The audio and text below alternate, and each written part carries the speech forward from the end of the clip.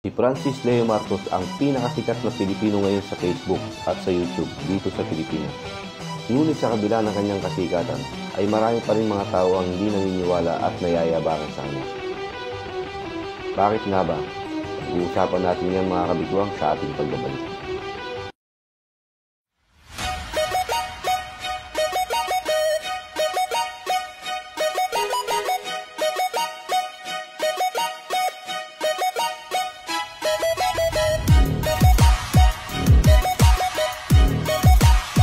Si Francis Leo Marcos ay isang mayamang personalidad na bigla na lang sumikat sa Facebook dahil sa kanyang ginagawang mga pagtulong at pagdodonate ng mga bigas, groceries sa mga mahihirap niyang kababayan dito sa Pilipinas. Lalong sumikat si Francis Leo Marcos nang hamunin niya harap-harapan sa isang challenge ang mga kapwa niya mayayaman sa kanilang subdivision at sa buong Pilipinas. Subalit marami rin ang hindi natuwa dito. Marami ang nayabangan, hindi naniwala, may mga video na naglalabasan para sirain si Francis Leo Marcos. Na hindi raw siya totoong Marcos. Ang tunay niyang pangalan ay Norman Mangusin. Na si Francis Leo Marcos ay nuknukan ng yabang. Subalit, mga kababayan, isipin na lang natin, si Francis Leo Marcos ay nuknukan nga ng yabang. Sabihin na natin mayabang yung tao. Pero nakita nyo naman, yung kayabangan niya, ginagamit niya. Ginagamit niya sa tama.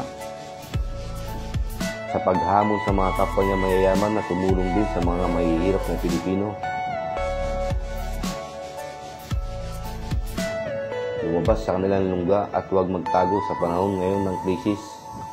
Siya mismo, Francis Leo Marcos, ay lumabas ng lansangan upang iabot ng personal ang kanyang mga tulong sa mga naghihikaos at mga nagugutom na Pilipino. Maraming mayayabang at mayayamang Pilipino dito sa ating bansa. Pero ano bang ginagawa nila? Hindi ba wala? Kung magkaganon pa man, ay doon na lang tayo kay Francis Leo Marcos. Kahit na mayabang yung tao, at least nakikita naman natin na gumagawa, kumikilos, tumutulong. May mga nagsasabi rin na hindi siya tunay na Marcos at ang tunay niyang pangalan ay Norman Mangusin.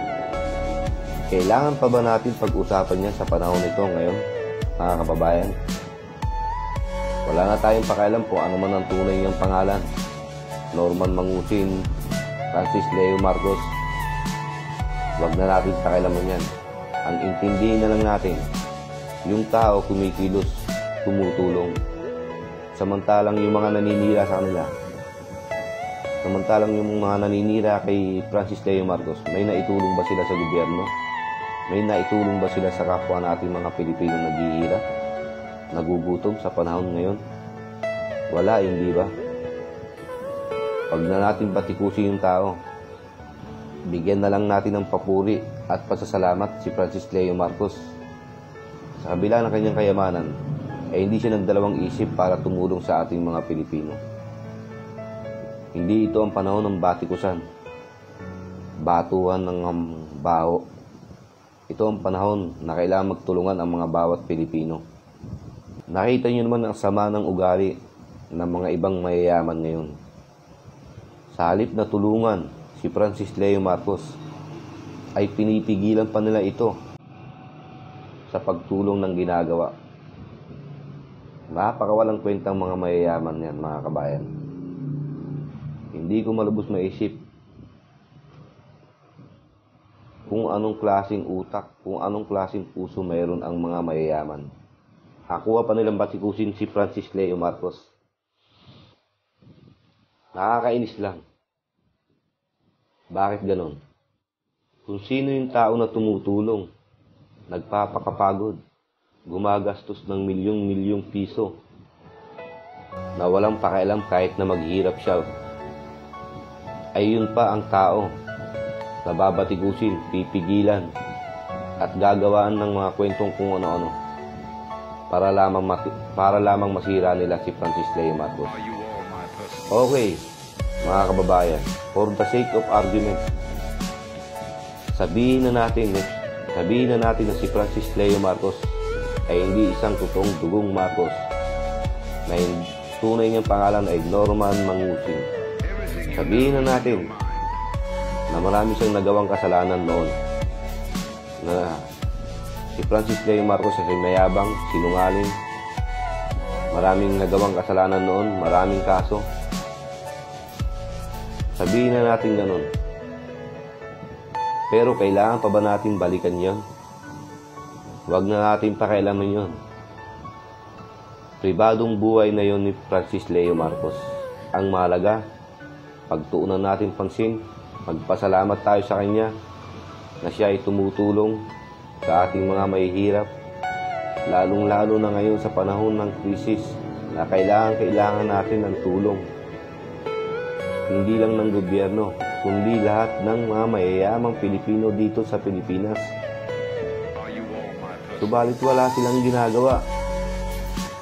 Sa halip na gayahin ang kabutihan ng puso at pagtulong ni Francis Leo Marcos, nakuha pa nila itong siraan, pigilan, batuhin ng baho. Ano bang utak mayroon ang mga Pilipino na ito? Kaya nananawagan ako sa lahat ng mga kababayan natin. Huwag natin pababayaan. Suportahan natin si Francis Leo Marcos sa kanyang mga adhikain, sa kanyang mga kilos na pagtulong. Yun lang mga kababayan. Tulungan natin yung tao. Suportahan natin siya. Huwag natin siyang iiwan.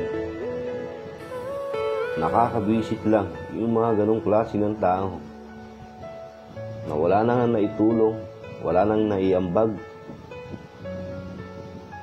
wala pang ginawa kundi manira. Sa mga basher at sa mga haters ni Francis Leo Marcos, kung wala naman kayong sasabihin mabuti, kung wala naman kayong gagawing maganda, please lang, pakiusap, manahimik na lang kayo. Kasi hindi kayo nakakatulong. Nakakagulo lamang po kayo.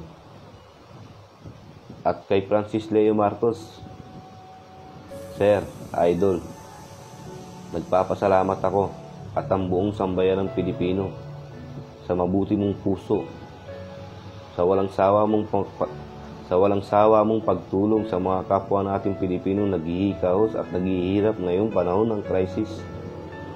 Maraming salamat po sa iyo, Sir. Sana pagpalain ka pa ng buong may kapal. Sana dumami pa ang tulad mo. Sana magising ang mga mayayamang tulad mo dito sa Pilipinas upang tumulong din at gayahin ang mga pagkakawang gawa na ginagawa mo